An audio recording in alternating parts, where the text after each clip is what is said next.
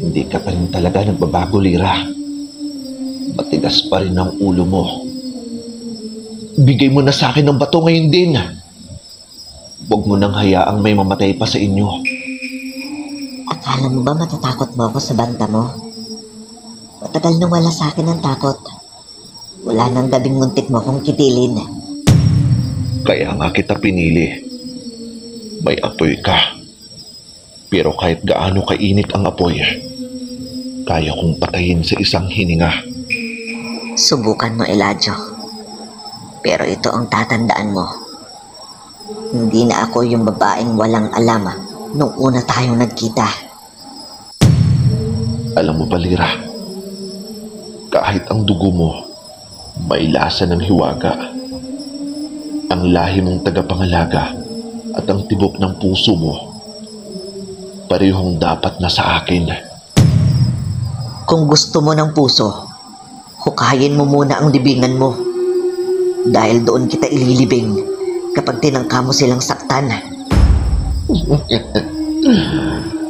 Magkikita pa tayo, Lira. At sa susunod, wala nang makakapigil sa akin. Kung bago ka pa lang sa aking channel, huwag mo nang kalimutang pindutin ang subscribe button at pindutin mo na rin ang notification bell para mas updated ka sa mga susunod nating video. Tara, simulan na natin ang kwento.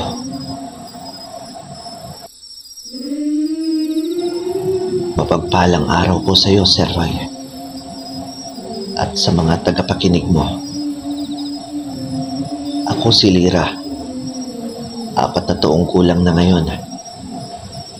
14 na taon na ang nakalipas mula nang mangyari ang gabing hindi ko malilimutan. Taong 2010 yun noon.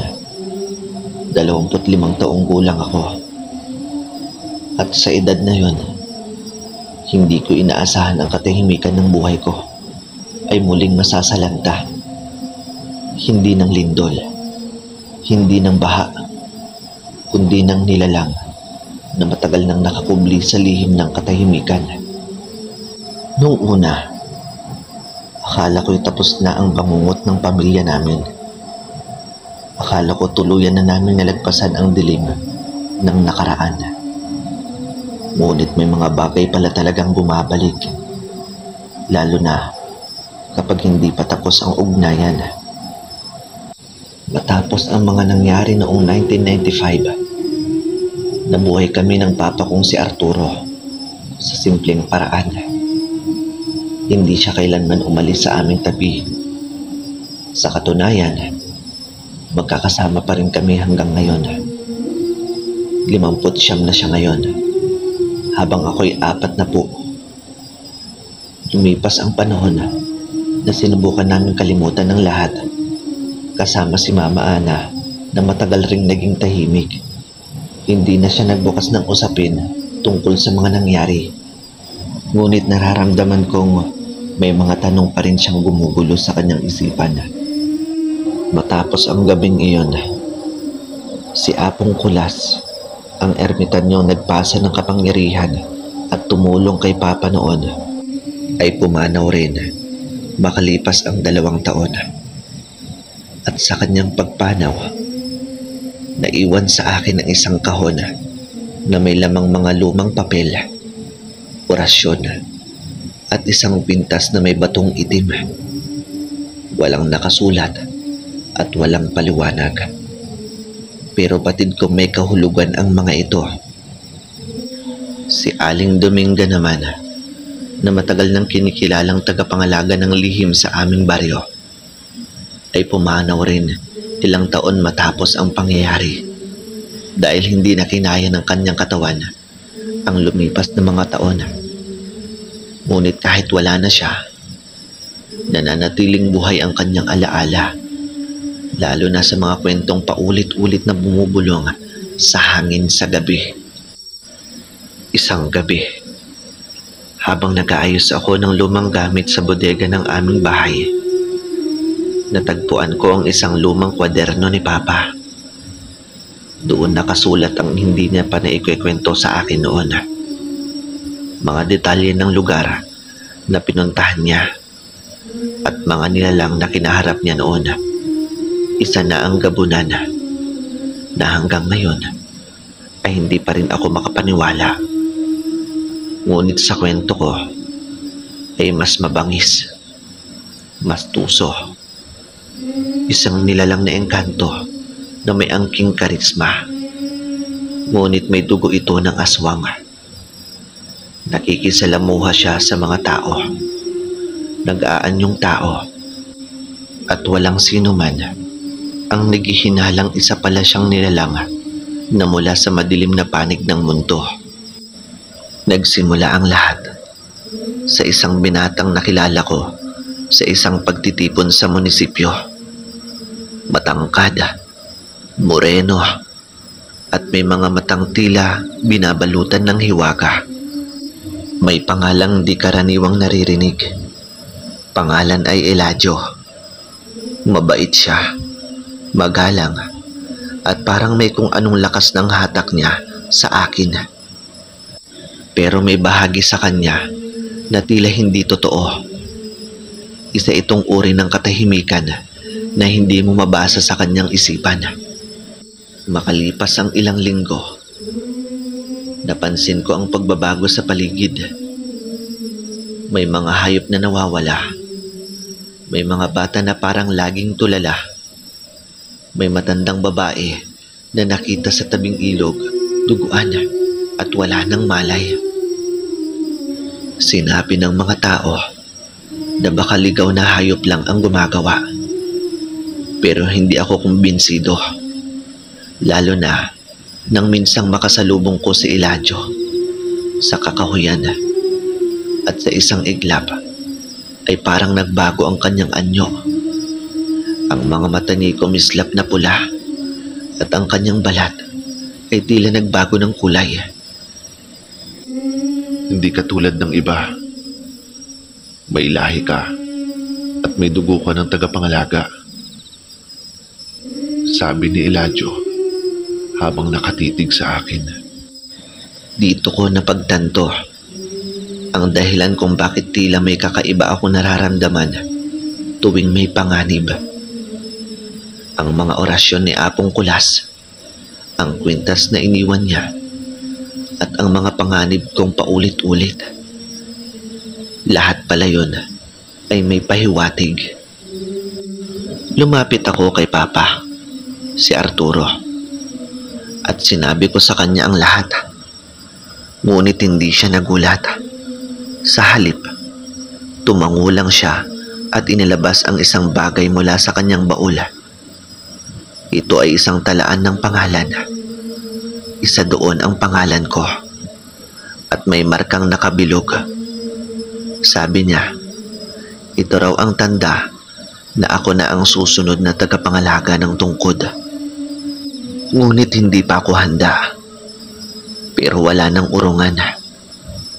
Ang engkanto na may lahing aswang ay hindi titigil hanggat hindi niya nakukuha ang gusto niya. Ang mahiwagang bato sa kwintas na iniwan ni Apong Kulas. At dito nagsimula ang pagbabalik ng dilim sa buhay ko. Muling lumitaw ang mga nilalang sa paligid. Muling bumukas ang lagusan sa pagitan ng mundo ng tao at ng mga nilalang. Hindi ako mapalagay simula nang aminin ni Papa na ako na ang susunod na tagapangalaga. Araw-gabi, nararamdaman ko ang bigat ng kwintas na iniwan ni Apong Kulas. Hindi ito basta alahas lang. Tila may buhay ito. Minsan pa nga, ramdam ko ang bahagyang init na dumadaloy mula rito, na parang may babala. Sa mga sumunod na araw, mas dumalas ang mga kakaibang pangyayari. May batang nakita sa gilid ng ilog na walang malay. Buti na lang na isalba agad ng mga tao. May mga aso rin at mga kambing na bigla na lang nawawala. At sa bulong-bulungan, sa baryo raw ay may gumagala na namang nilalang. Isang gabi, habang naglilinis ako ng bakuran, may malamig na simoy ng hangin na dumampi sa batok ko. Nang tumingin ako, nandun si Eladio, nakatayo, nakasuot ng puting polo na may ilang bukas na botones sa dibdib at nakangiti na para bang walang masamang nangyari. Hindi mo yata ako na-miss, Lyra, wika niya habang nakatitig sa akin na para bang binabasa ang isip ko. Anong ginagawa mo dito? Wala lang. Gusto ko lang naman makita ang susunod na tagapangalaga. Tumikhim siya at bahagyang yumuko. Tila nanunukso. Alam mo bang mas gumaganda kang pagmasdan kapag kinakabahan? Hindi ko siya sinagot. Bawat salita niya ay parang may laman na pwersa na pilit pumapasok sa utak ko. Pero pinigilan ko ang init ng kwintas sa dibdib ko. Kung akala mo ba'y mapoprotektahan ka niya na, Turo niya sa kwintas. nagkakamali ka. Hindi mo pa alam kung ano ang kapangyarihan na hawak mo. At bago mo pa matutunan yan, ay makukuha ko na yan sa'yo. Bago pa ako makasagot, narinig ko mula sa di kalayuan ang isang sigaw. "Lyra, anak! Pumasok ka dito!" Sigaw ni Papa. Dala ang lumang sibat na dati niyang ginamit laban sa gabunan. Napaatras naman si Eladio, ngunit napangiti pa rin. Hindi pa ngayon, Lyra. Pero malapit na. Sa isang kisap mata, nawala siya sa dilim. Kinagabihan, hindi ako makatulog. Pinagmasdan ko ang kahon na iniwan ni Apong Kulas. Binuksan ko ito at nakita ko ang isang papel na may nakasulat na orasyon at mga simbolong hindi ko maintindihan. Alam kong hindi lang basta bato ito. Bulong ko sa sarili ko. "Hindi nga, anak." Sagot ni Papa mula sa likod. Nagulat ako. Hindi ko na malayang pumasok na pala siya. Andiyan ka pala, Papa. Pero, paano ko matatalo si Eladio kung hindi ko alam gamitin to? Lagi mong tatandaan to, anak. Hindi lahat ng laban ay gamit ay lakas. Sagot niya habang inilapag ang sibat sa mesa. May mga nilalang na mas mabangis sa aswang. Ang kalaban mo may dugong engkanto. Ibig sabihin magaling siyang magtago at maglinlang. Pero may kahinaan siya, anak. At ikaw lang ang makakahanap noon. Kinabukasan, pumunta kami sa lumang kubo ni Aling Dominga. Bagamat patay na siya, nandun pa rin ang mga gamit niya sa ilalim ng lumang aparador. May isang maliit na sisidlan gawa sa kahoy. Sa loob nito, may papel na nakasulat. Huwag titignan ng mata. Hanapin ang ugat ng anino. Hindi agad namin maintindihan kung anong ibig sabihin. Pero malinaw sa akin, may susi sa kahinaang yun. Ilang araw matapos noon, dumating ang gabi ng pista sa baryo. Maingay ang paligid, maraming tao, maraming ilaw. Alam kong pagkakataon iyon ni Eladio na makihalubilo sa mga tao nang hindi napapansin. At hindi nga ako nagkamali. Mula sa di kalayuan, nakita ko siya. Naka-Amerikana, nakikipag-usap sa ilang kababaihan na tila nahuhumaling sa kanya. Lumapit ako ng dahan-dahan at na magtama ang aming mga mata, agad kong iniwas ang tingin. Naalala ko ang babala sa papel. Pero narinig ko ang tinig niya, direkta sa utak ko. Hindi ka makakatakas sa akin, Lira. Lumapit si Papa mula sa likod ko. Hawak ang sibat. Layuan mo ang anak ko, Eladio. Ngumiti lang siya at naglakad papalayo. Ngunit bago siya mawala sa liwanag, bumaling siya at nagsabi, Huwag kang mag-alala, Arturo. Hindi ko siya lalapitan. Dahil siya mismo ang lalapit sa akin. Pag-uwi namin, ramdam kong mas mabigat na ang sitwasyon. Hindi na lang ako basta inaabangan ni Eladio. Pinaglalaroan niya ang takbo ng isip ko. At kung hindi ko kaagad matutunan ang gamit ng kwintas at ang ibig sabihin ng babala ni Aling Dominga, baka huli na ang lahat. Pero isang gabi, habang ako'y nag-iisa sa kwarto, may narinig akong mahinang katok sa bintana. Dahan-dahan akong lumapit. At nang silipin ko, hindi tao ang nakita ko. Isa itong nilalang na may hugis tao pero mahaba ang mga daliri. Maputla ang balat at ang mata ay kulay dilaw. Sa bibig nito, binigkas ang pangalan ko. Lira! Mababa at parang humahagod sa pandinig ang boses na nanggagaling sa nilalang na nasa labas ng bintana. Hindi ako makagalaw. Para akong napako sa kinatatayuan ko. Pinilit kong inabot ang kamay ko sa kortina para isara ito. Pero bago ko magawa, gumalaw ang nilalang. Dahan-dahan itong yumuko at inilapat ang mahahaba nitong daliri sa salamin na para bang tinatandaan ang hugis ng mukha ko. Sobrang lamig. Ramdam ko kahit hindi ko hinahawakan ng salamin. Papa, Mahina kong tawag, pero wala siyang tugon. Ngunit sigurado akong nasa sala siya kanina. Paglingon ko ulit sa bintana, wala na ang nilalang. Tanging manipis na usok ang naiwan na unti-unting naglaho. Huminga ako ng malalim. Pero bago pa ako makabawi, may mahinang yabag akong narinig sa labas ng kwarto. Mabagal, mabigat, at papalapit. Kinuha ko ang kwintas at pinisil ito ng mahigpit. kung sino ka man, hindi ako natatakot sa'yo. Bulong ko, kahit ramdam ko na ang mabilis sa tibok ng puso ko. Maya-maya, biglang bumukas ang pinto. Lira, anak! Narinig ko ang boses mo. Ano bang nangyayari? Boses ni Papa na humahangos. May nakita ako sa bintana, Papa.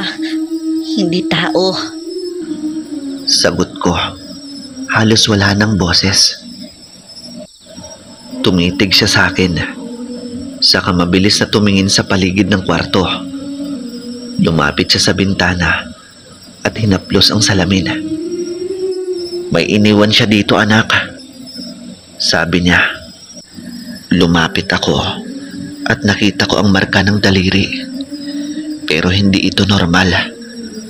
Parang mga ugat na kumikislap ng mapusyaw na dilaw. Yan na nga bang sinasabi ko, anak? Ibig sabihin, hindi lang si Eladio ang gumagalaw para kunin ang naiwang bato ni Apong. May mga kasama siya. Baka hindi lang yan at marami pang mag-aangad ng kapangyarihan ng bato na yan. Papa, ito ba yung sinasabi niyo dati na mabangis na aswang? Tumango siya. Oo, anak. At mahirap makita. Pero kapag nakita ka nila, hindi ka nila titigilan. Kinabukasan, halos hindi ako lumabas ng bahay. Pero sa bawat paglingon ko sa paligid, laging may matang nakatingin. Minsan sa tindahan, minsan sa gilid ng kalsada. Mga taong parang normal lang, pero iba ang tingin. Hindi mo masasabing masama, pero may kakaibang lalim na iniisip sa akin. Hapon na nung dumating si Papa galing sa kabilang baryo. May dala siyang supot ng mga tuyong dahon at maliit na bote na may lamang likido na kulay berde. Para saan po yan, Papa? Tanong ko habang tinitignan ng bote. Pampahina ng kalaban to, anak. Gawa ito sa mga halamang engkanto. Pero hindi ko alam kung tatalab sa kanya ito eh. Sa kanya? Ibig niyo po bang sabihin yung nilalang kagabi? Hindi, anak. Sabay sulyap ni Papa sa direksyon ng ilog. Kay Eladio. Gabi na, nang mapansin kong tahimik ang paligid. Walang katao-tao sa labas. Kahit pista kagabi, pumasok si Papa sa kwarto ko at iniabot ang sibat. Ano man ang mangyari, hawakan mo to, anak. Hindi lang si Eladio ang aasahan mong lalapit. Ano pong ibig niyong sabihin, Papa? Tanong ko. Pero bago siya makasagot, may malakas na katok sa pintuan. 3 beses. Mabagal at mabigat.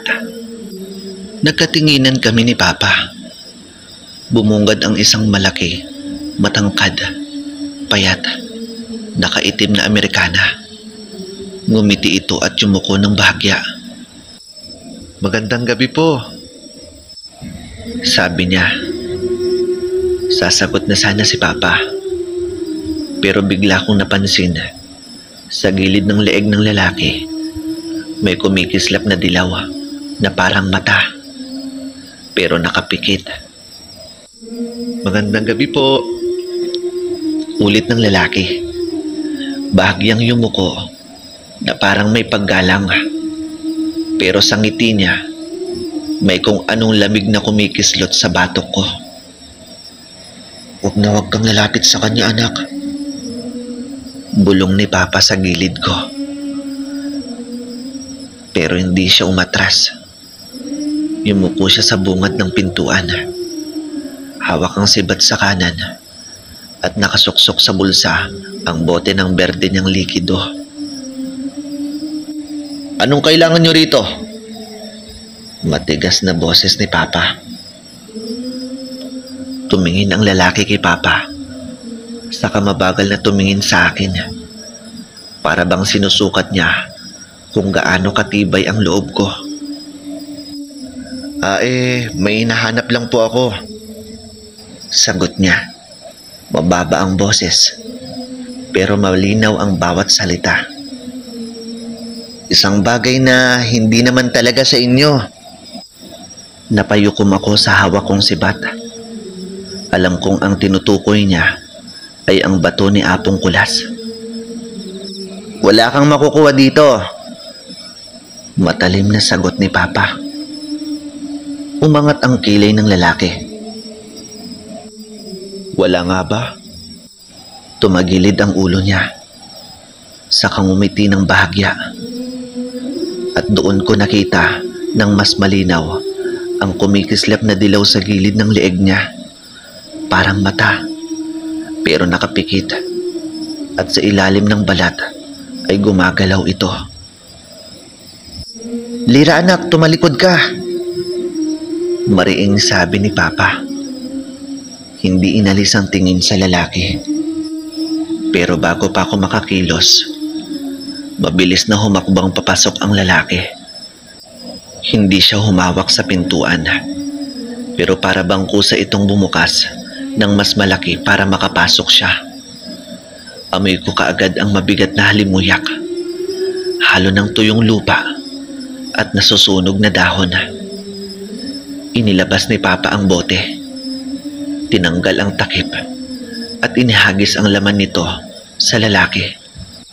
Tumalsik ang berde at likido sa damit nito at bigla itong kumulo na parang pinapaso ang balat niya.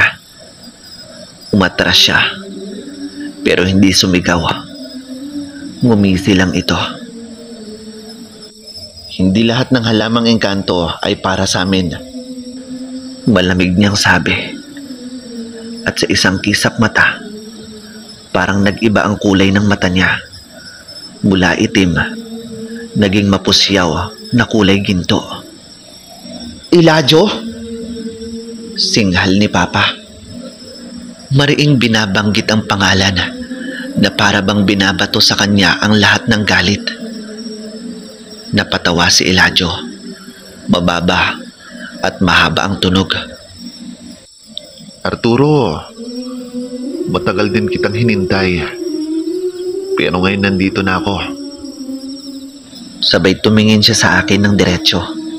Pero baka naman mas maganda kung anak mo na lang muna ang makasama ko, Arturo. Subukan mo. Banta ni Papa. Sabay hakbang papalapit. Bago pa man makalapit si Papa, biglang nagdilim ang paligid. Parang lahat ng ilaw sa bahay ay nalunod sa isang nilalang na hindi maintindihan kung saan nanggaling. Sa labas, narinig ko ang malakas na yabag. Hindi lang isa, kundi marami. Parang may mga taong umikot sa bahay. Hindi ako nag-iisa. Bulong ni Elijah, saka umatras patungo sa pinto. Pero hindi siya lumabas.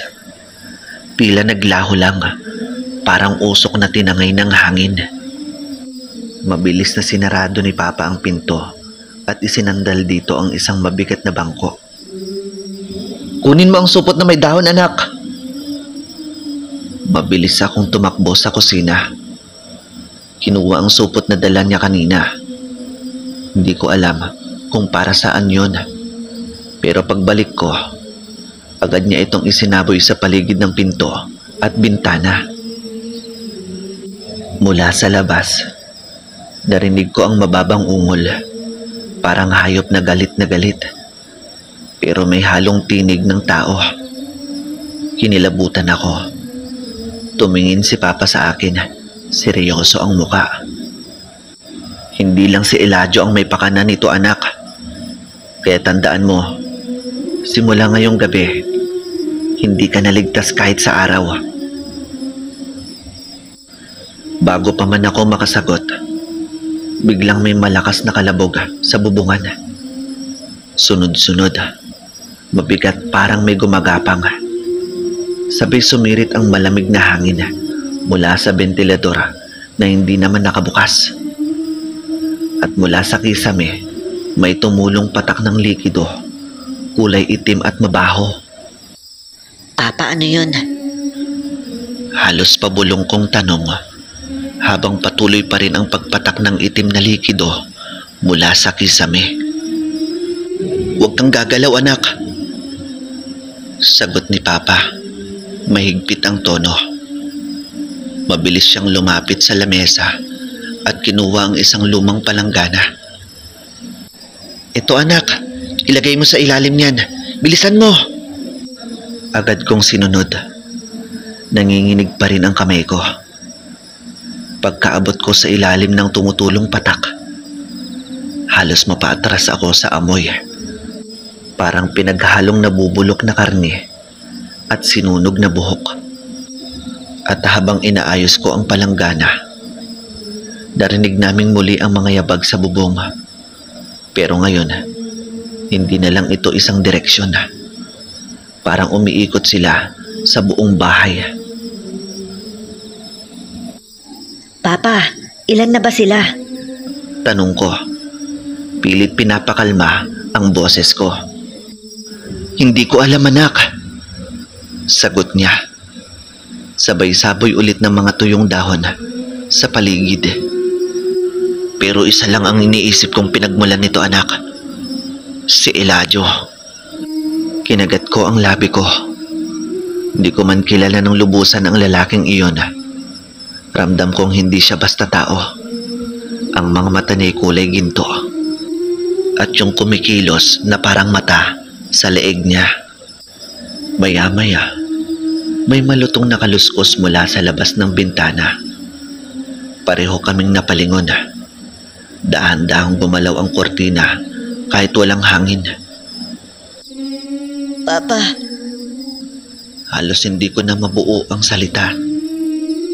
Hinawakan ni Papa ang sibat.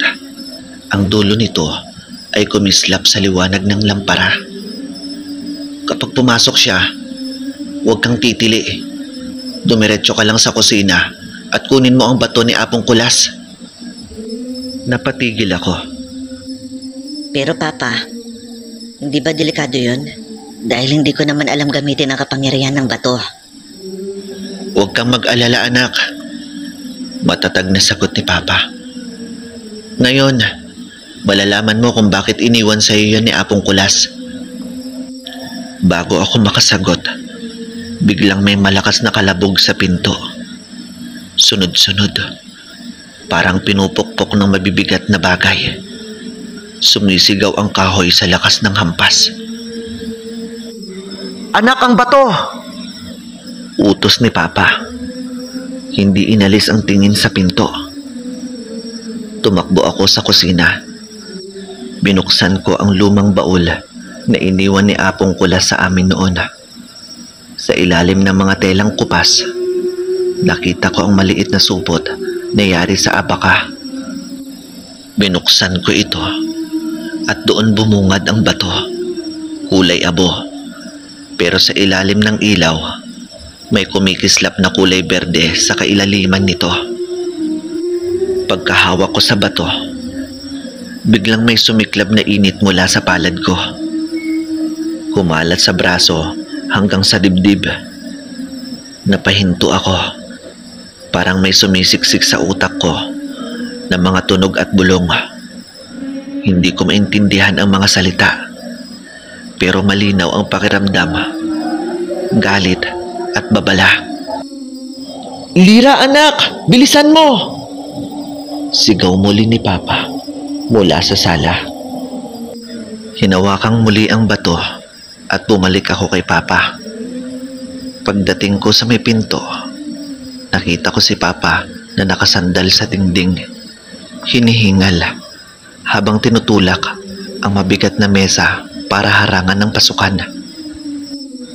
Anak, ilagay mo yan sa gitna ng sahig. Utos niya. Tinuturo ang lugar sa tapat ng pinto. Agad naman akong sumunod. Pagkalapag ko ng bato sa sahig, biglang kumislap ito. Hindi lang berde, kundi may halong puti at asul na parang kidlat. Ang ilaw ay mabilis na kumalat sa paligid. Bumalot sa dingding at bintana. Narinig namin ang malalakas na hiyaw sa labas. Hindi na ito ang tunog ng hayop, kundi boses ng mga nasusunog. Hindi sila makakapasok dito, anak, hanggat hawak mo yan. Paliwanag ni Papa, pero hindi pa rin kumakalas ang tingin sa pinto. Pero Papa, paano ko gagamitin to laban kay Elijah? Tanong ko. Nanginginig pa rin. Hindi ba to ang kalaban niya, anak? Kundi ikaw. Mahinang sabi ni Papa. Napasinghap ako. Bago pa man ako makaisip ng isasagot, biglang lumamig ang paligid. Hindi na parang simoy ng hangin, kundi parang mismong loob ng kuweba sa ilalim ng lupa. Mula sa isang sulok ng bahay, sa mismong dingding, unti-unting lumitaw si Elijah.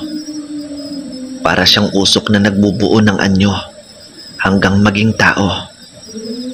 Ngumiti siya, pero iba na ngayon ang anyo niya. Mas maputla at mas matalim ang mga mata niya. At nasa batok niya, bukas na dilaw na mata.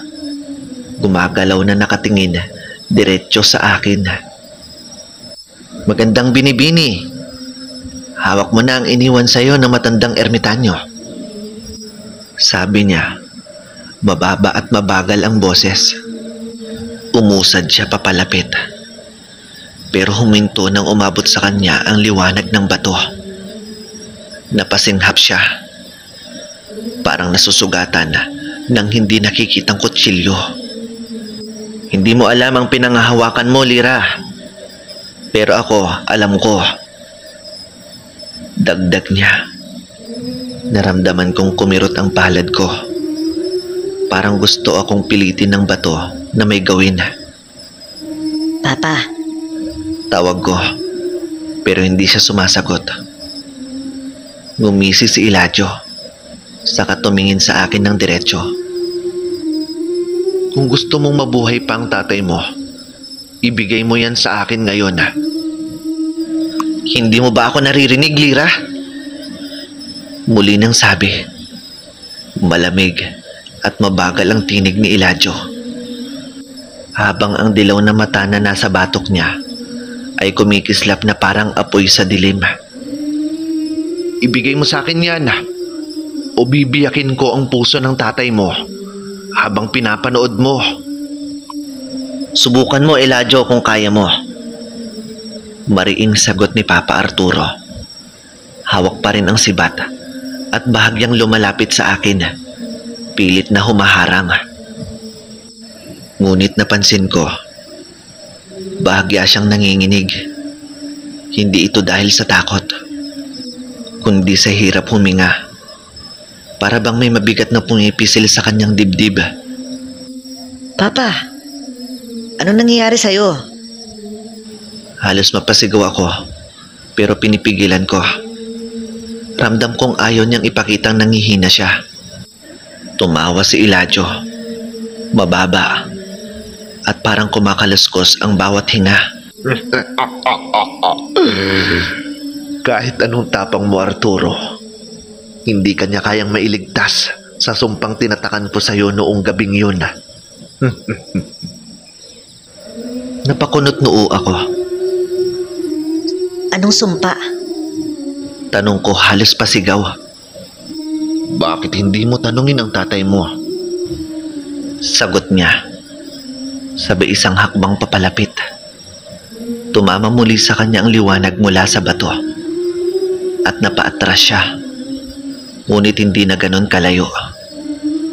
Parang unti-unti siyang nasasanay. Lira, anak, makinig ka. Bulong ni Papa na halos hindi gumagalaw ang labi. Huwag kang magpapaniwala sa kahit anong sasabihin niya, anak. Huwag mo ring bibitawan ng bato kahit na anong mangyari. Pero Papa, Hindi, putol niyang sabi. Sabay mariing tingin sa akin. Wag! Napatingin muli ako kay Eladio. bakit gusto mong makuha ang bato? Tanong ko, pinipigilan ang panginginig ng boses. Ngumisi siya, mabagal, at tumalikod na parang may nakikita sa dilim sa labas ng bintana. Dahil sa mga sandaling may ilagay ko to sa lugar kung saan dapat siya nakalibing, mawawala ang liwanag na pumipigil sa aming lahat. Bumaling siya muli sa akin. Ngayon ay nakangiti na parang alam niyang panalo na siya. At ikaw, Lira, ikaw ang magdadala sa akin doon. Hindi mangyayari yun, Eladio. Mariin kong sagot. Ngunit bago pa siya muling makalapit, may narinig kaming malakas na hampas mula sa bubong. Mas mabigat kaysa kanina at mas mabilis. Sumunod ang isang tunog na yaring bakal na hinahagod. Para bang may kuko o matalim na bagay na kinakayod ang yero. Muli sa likod niya, unti-unting lumitaw ang mga anino. Manipis sa una, ngunit nagkaroon ng anyo habang lumalapit sa liwanag ng bato. Mga balingkinitang nilalang, may mga mahahabang braso at kuko, at mga mukha na walang balat. Puro kalamnan na pulang-pula. Napaatras ako ng kusa. Papa, Lira, anak, dyan ka lang. Utos niya. Saka sinugod si Eladio.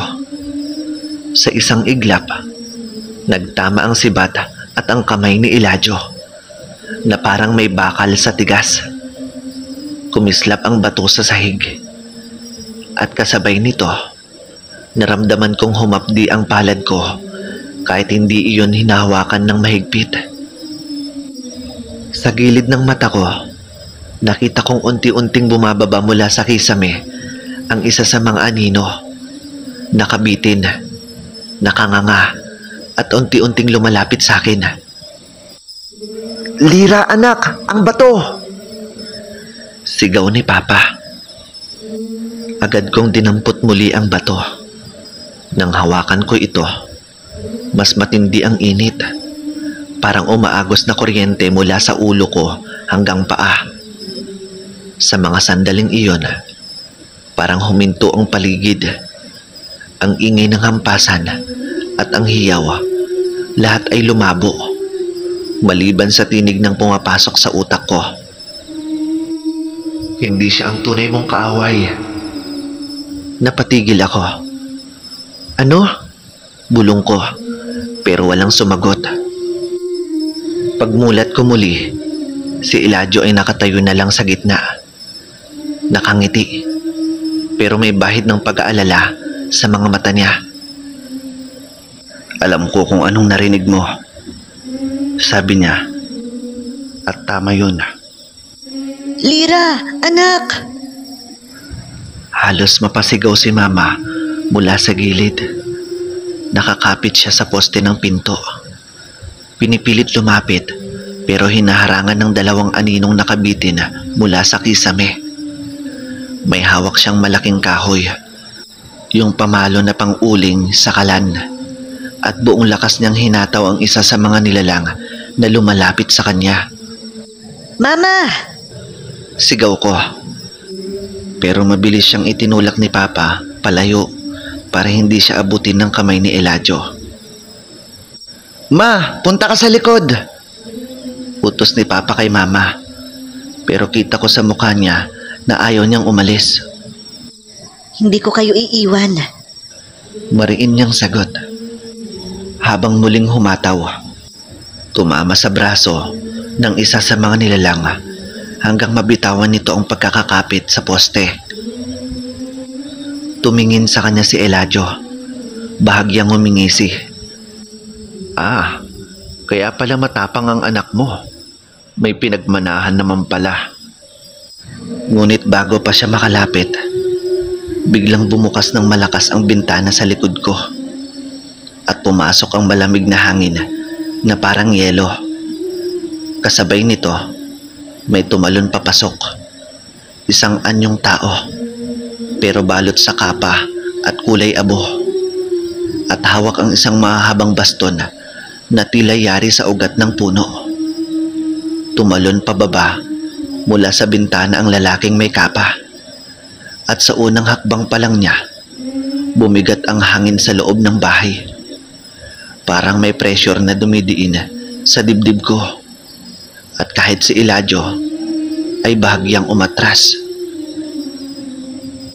"Layuan mo sila!" Mababa, pero malinaw ang tinig ng lalaking may kapa. Hindi ko makita ang buong mukha niya. Natatakpan ito ng maluwag na hood. Sa kamay niya, mahigpit ang kapit sa bastong tila ugat ng puno na buo ang anyo pero nababalot ng liwanag na kulay bughaw. "Eladio, hindi mo pa rin tinatantanan ang mga walang laban." Sambit niya na para bang may kasaysayan sa pagitan nila. "Walang laban?" Hindi mo alam ang sinasabi mo. Di mo alam kung anong hawak ng batang yan. Kaya nga ako narito. Lalong umiinit ang palad ko sa hawak kong bato. Naririnig ko na naman ang bulong. Hindi malinaw, pero mas matindi. Para bang pinipilit nitong magising ako sa kung anong nakabaon sa loob ko. Papa, Mahina kong tawag, pero hindi niya ako nilingon. Nakaposisyon siya sa harap ni Mama. Hawak ang sibat. Habang ang lalaking may kapa ay unti-unting humahakbang papalapit kay Eladio. Biglang dumagundong ang bubong. Mga yabag na mabibigat. kasunod ng tunog ng mga kuko na kumakayod sa yero. Tumalon mula roon ang dalawang aninong kanina pa gumagalaw sa kisame. Bumagsak sila sa lapag. Nakayuko, pero halatang hindi sila tao.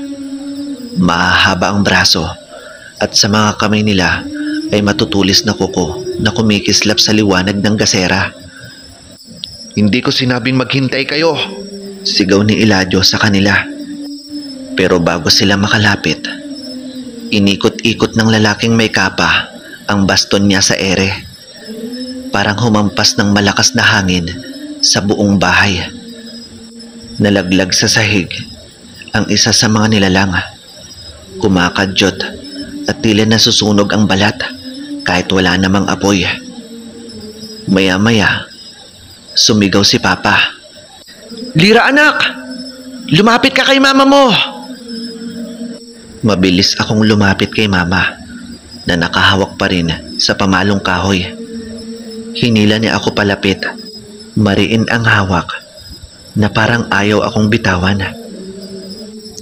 Hindi ka mawawala sa paningin ko, anak. Bulong niya habang nanginginig ang tinig. Si Eladio, bagamat umaatras ng bahagya, ay ngumingisi pa rin. Hindi ka magtatagumpay.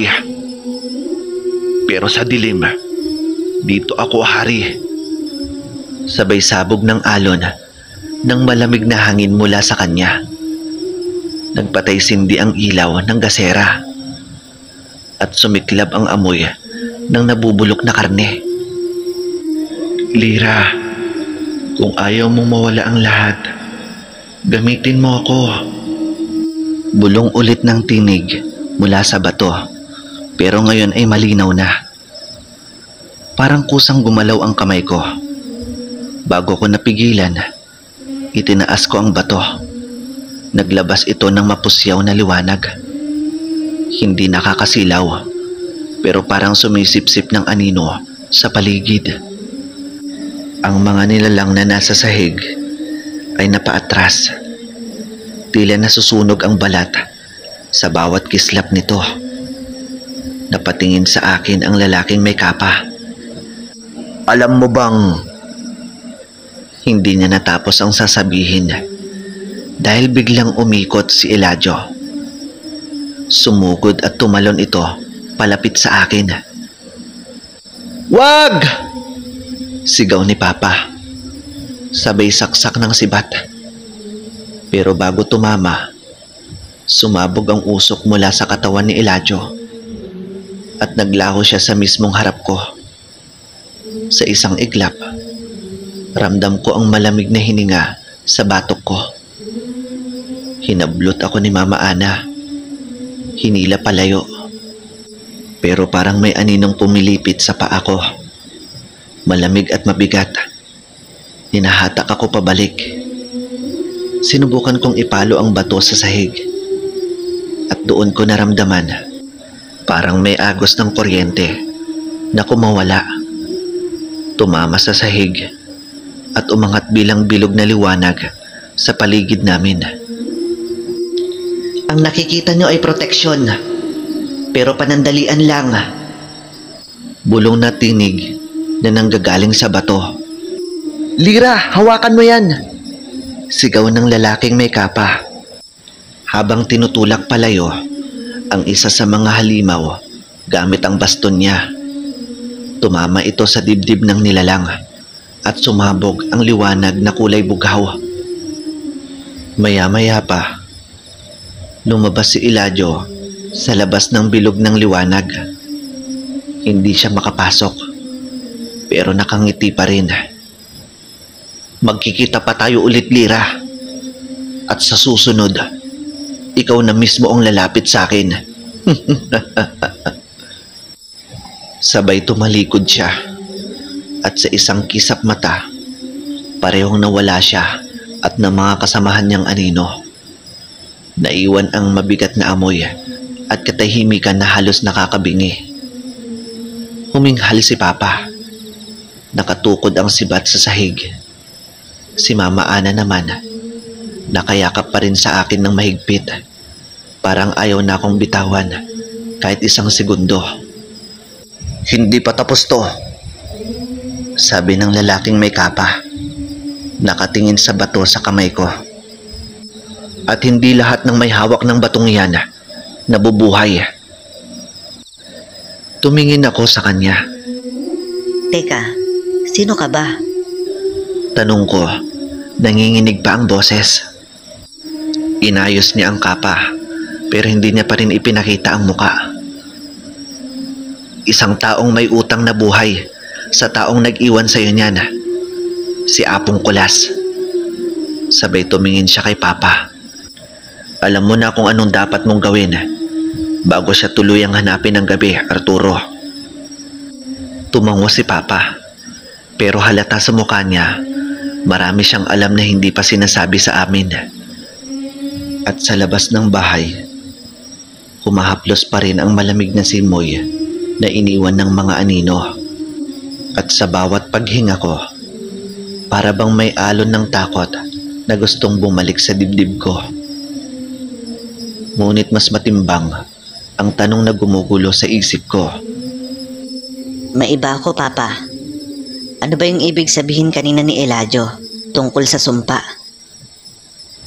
Tahimik lang si Papa. Nakayuko. Tila nagbibilang ng mga hakbang sa isipan bago magsalita. Si Mama Ana naman ay nakatingin lang sa kanya. Halatang hinihintay din ang sagot. Hindi pa ito ang tamang oras, anak. Mariin na sagot ni Papa. Ngunit alam kong hindi iyon ang buong katotohanan. Napansin ko ang bahagyang panginginig ng kamay niya habang pinipisil ang sibat. Hindi mo pwedeng itago habang buhay sa kanya, Arturo. Singit ng lalaking may kapa na nakatayo pa rin malapit sa pintuan. Hindi ko pa rin nakikita ang mukha niya, pero ramdam ko ang bigat ng bawat salita niya. Bago siya mahanap ng gabi, kailangan niyang malaman kung anong meron siya. Nilingon siya ni Papa na parang naninigas ang panga. Hindi lahat ng katotohanan ay ligtas at kailangan pang ikwento. Maya-maya pa, naglakad ang lalaking may kapa papalapit sa akin. Ang baston niyang parang ugat ng puno ay kumikislap pa rin ng bugaw. Lira, ang hawak mo ay hindi basta bato. Yan ang susi ng kapangyarihan na iniwan sa'yo ni Apong Kulas. Pero tandaan mo, kapag ginamit mo yan, may kapalit. Ramdam kong humigpit ang hawak ko sa bato. Anong kapalit? Tanong ko, halos pabulong. Saglit siyang tumigil, saka dahan-dahang tumalikod. Hindi ako ang dapat magsabi niyan, pero isang bagay lang ang malinaw. Kung hindi mo matututunang pagsamahin ng bato at ang tungkod, hindi magtatagal. Ang kakayahan at likas na lakas meron ka. Lumingon siya kay Papa. Turuan mo siya, Arturo, ngayon na. Magsanay kayo at maganda. Dahil pagbalik ni Eladio, kasama ang iba pang nilalang na naghahangad ng bato, ay handa na at mas madali nyo na itong puksain. Bago pa makapagsalita si Papa, naglakad palabas ang lalaking may kapa. At sa ilang hakbang lang, bigla siyang nawala at nilamon siya ng dilim sa labas. Wala man lang iniwan na bakas ng presensya. Tahimik ang bahay. Tanging tunog ng apoy sa gasera ang naririnig. Humarap si Papa sa akin. Mahigpit ang tingin. Anak, simula bukas, magsasanay tayo ng walang palya. At palakasin natin ang iyong likas na kakayahan at kapangyarihan. Bakit bukas pa, Papa? Pwede naman ngayon na. Sagot ko agad. Hindi ko alam kung saan nanggagaling ang lakas ng loob ko. Pero alam kong ayaw ko nang maulit ang nangyari kanina. Umiling si Papa. Hindi, anak, Kailangan mong magpahinga. Ang laban na to, hindi basta lakas ang kailangan. Kailangan mo ng disiplina. Kapag pinagsama mo ang bato at ang tungkod, hindi lang katawan mo ang susubukin, pati ang isipan mo. Agad akong niyakap ni Mama Ana mula sa gilid. Makinig ka sa tatay mo, anak.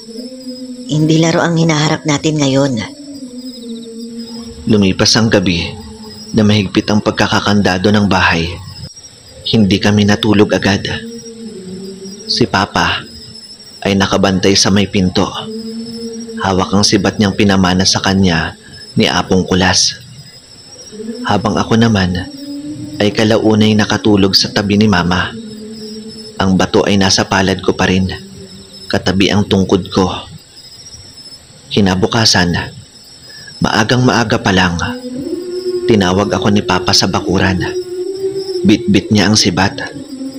Ako naman ay dala ang sarili kong tungkod. Ang parehong tungkod na ginamit ko noong unang digmaan pa lang sa pagitan ni Papa at ng gabunan. Noon, akala ko simpleng sandata lang ito. Pero ngayon, naiintindihan ko kung anong mas malalim pang gamit nito. Lira anak, ang tungkod mo, dala mo ba? Seryosong tanong ni Papa. Tumango ako. Opo, pa. Hindi ko nga po ito binitawan simula kagabi. Magaling anak, sagot niya. Ngayon, pag-aralan mo kung paano pagsamahin ang kapangyarihan ng tungkod mo at ng batong hawak mo. Pag nagawa mo yan, doon ka magiging tunay na ganap na tagapagmana ng liwanag. Humakbang siya papalapit sa akin. Tinuro ang dulo ng tungkod ko. Idikit mo ang bato dyan anak. Siguraduhin mong mahigpit ang kapit. At wag na wag kang bibitaw kahit na anong mangyari. Agad ko namang sinunod. Pagkadikit ng bato sa dulo ng tungkod, biglang bumigat ang hangin sa paligid. Isang bughaw na sinag ang bumalot sa tungkod. Gumapang pababa hanggang sa palad ko. Pakiramdam ko, parang dumadaloy sa ugat ko ang apoy at hangin na magkasabay. Napatingin sa akin si Papa. May bahagyang ngiti sa labi, pero nananatiling seryoso. Yan ang liwanag na hindi nila kayang lapitan anak. Pero ito ang lagi mong tatandaan. Habang mas matagal mong ginagamit yan, mas mabilis ding mauubos ang lakas mo.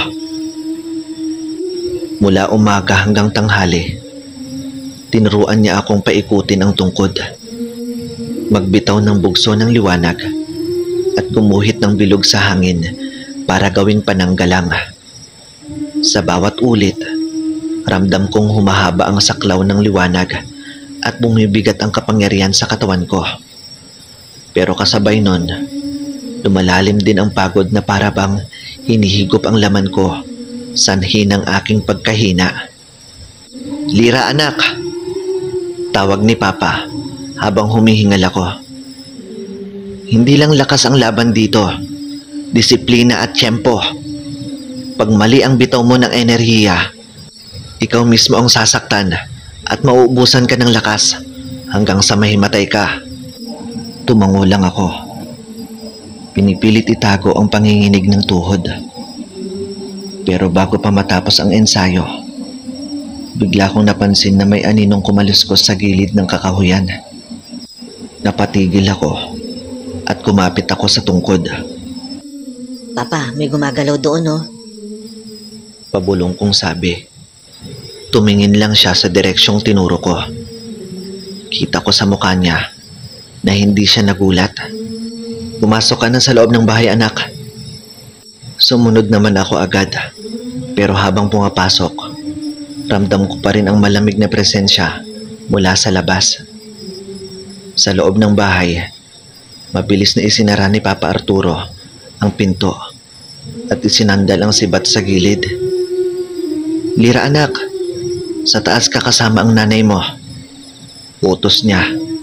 Mababa pero madiin ang boses. Hindi, Papa. Para saan pa at nag-ensayo tayo? Kaya natin to. Ayaw kong tumakbo ulit at iwan ka na lang sa laban. Sagot ko, habang mahigpit pa rin ang hawak ko sa tungkod na may nakakabit na bato. Nakatingin lang si Mama Ana sa amin. Halatang hindi sang-ayon, pero hindi na rin nagsalita. Mula sa labas, biglang may kumalabog. Parang malaking paa na tumagundong sa lupa. Sumunod ang matinis na tawa na parang humahalo sa hangin. Tila mas handa ka na ngayon, Lira. Boses iyon ni Eladio. Malalim pero puno ng panunuya. Agad na kinuha ni Papa ang sibat niya at tumayo sa harap ng pinto. Hindi ka makakapasok dito, Eladio! Hindi na ito tulad noon!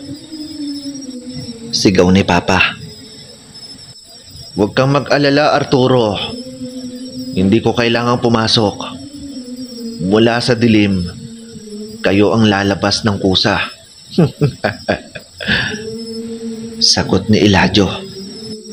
Kasabay ng huling salita niya, yumanig ang buong bahay. Napatingala kami. Mula sa bubong, bumagsak ang 3 malalaking nilalang na parang pinaghalong tao at paniki. Ang mga pakpak nila ay lumalatag sa buong sala at amoy bulok at dugo ang hangin. Lira, anak, sa likod ka lang ng nanay mo. Utos ni Papa. Sabay sibat sa isa sa mga halimaw. Tumilapon ito pero agad na bumangon. Parang walang naramdaman. Sa mga oras na yon, hindi ko na nakayanan. Itinaas ko ang tungkod. Naramdaman ko kaagad ang bugaw na liwanag na bumabalot dito. Para bang kusang gumalaw ang kamay ko. Isang hampas sa sahig at mula sa dulo ng tungkod, sumabog ang bilog na liwanag na nagtaboy sa 2 halimaw. Magaling, anak! Sigaw ni Papa habang tinatapos ang isa pang nilalang. Yan yung sinasabi ko sa iyo, anak. Kapag magkasama ang bato at tungkod, walang makakalapit. Idagdag mo pa dyan ang iyong likas na kakayahan. Sa mga sandaling iyon, mula sa bukas na bintana, ay lumusot si Eladio. Ang mga mata niya ay kumikislap na pula. Ang balat niya ay parang kahoy na may ugat ng itim na usok. Matagal kitang hinintay, Lira. Bulong niya habang lumalapit. Agad akong tumutok sa kanya. Hindi mo makukuha ang bato. Sigaw ko. Ngumiti lang siya. Mabagal. Hindi ko naman kailangang kunin. Dahil kukunin ko na rin ang buhay mo. Maya-maya pa, sumugod siya. At sa isang iglap, naglaban kami. Tinangkang agawin ni Eladio ang tungkod. Pero kumawala ang bughaw na liwanag na tumulak sa kanya paatras. Sinundan ko ng mabilis na hampas. Pero sinangga niya gamit ang kanyang matitigas na braso na parang bakal. Mahina ka pa, Lira. Parang kinikiliti lang ako. Sabay biglang pag-ikot at pagtama ng kanyang kamay sa balikat ko. Ramdam kong may umalon na sakit sa katawan ko. Pero hindi ako bumitaw sa tungkod. Lira, anak! Sigaw ni Mama. Hawak ang maliit na kutsilyo. Tumakbo siya para saksakin si Eladio. Pero mabilis itong umiwas at sa isang hampas niya lang kay Mama ay tumilapon ito ng malakas. At mabilis naman siyang sinalo ni Papa. Doon ko naramdaman na hindi lang ako ang nasa panganib. Sa mga sandaling iyon, pinikit ko ang mga mata ko. Hinigpitan ko ang hawak sa tungkod. At inalala ang sinabi ni Papa na kapag magkasama ang bato at ang tungkod, Hindi lang katawan ko ang susubukin, pati ang isipan ko. Bumukas ang palad ko sa ibabaw ng tungkod. Narinig ko ang ugong ng hangin sa paligid. At ang liwanag ay naging mas matingkad. Hindi lang bughaw, kundi may halo pang puti na kumikislap. Humanda ka, Elijah! Ito ay para sa'yo! Sigaw ko. Isang malakas na bugso ng liwanag ang sumalpok kay Elijah. Napaatras siya. Napasigaw. At mula sa katawan niya ay lumabas ang usok na parang sinusunog mula sa loob. Ano to? Anong ginawa mo? Sigaw ni Elijah. Hawak ko ngayon ang kapangyarihan na iniwan sa akin ni Apong Kulas. At ngayon, tapos ka na! Sa mga sandaling iyon, sinugod ko siya. Bawat hampas ng tungkod ay nagiiwan ng sugat na nagliliyab. Hindi siya makalapit dahil sa liwanag. Sa huli, tinutok ko ang tungkod sa dibdib niya at pinakawalan ang lahat ng natitirang enerhiya. Isang matinding pagsabog ng liwanag ang bumalot sa paligid. Nang mawala ito, wala na si Elijah. Tanging abo at usok ang naiwan sa sahig. Ang mga halimaw na kasama niya ay natunaw na parang yelo sa ilalim ng araw. Huminga ako ng malalim. Halos mahulog sa pagod. Agad na lumapit si Papa at niyakap ako.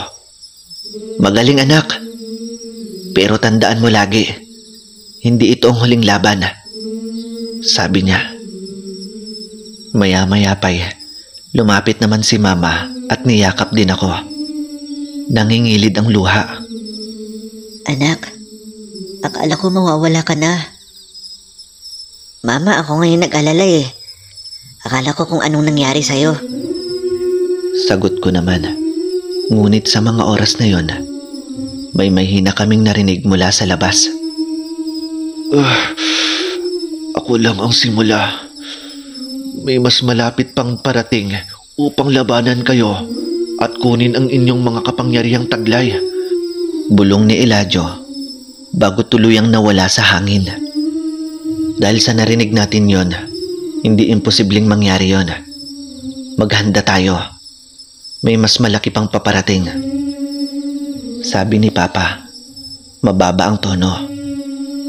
At sa labas ng bahay, sa malayo, may kumislap na pula sa kagubatan. Isang senyales na hindi pa tapos ang lahat. Ang aral sa kwento, sa harap ng takot at panganib, hindi sapat ang lakas lang. Kailangan ng tapang, disiplina, at pagmamahal sa pamilya para mapaglabanan ang pinakamadilim na laban. Ang tunay na kapangyarihan ay hindi lang galing sa kamay, kundi sa puso na handang magsakripisyo.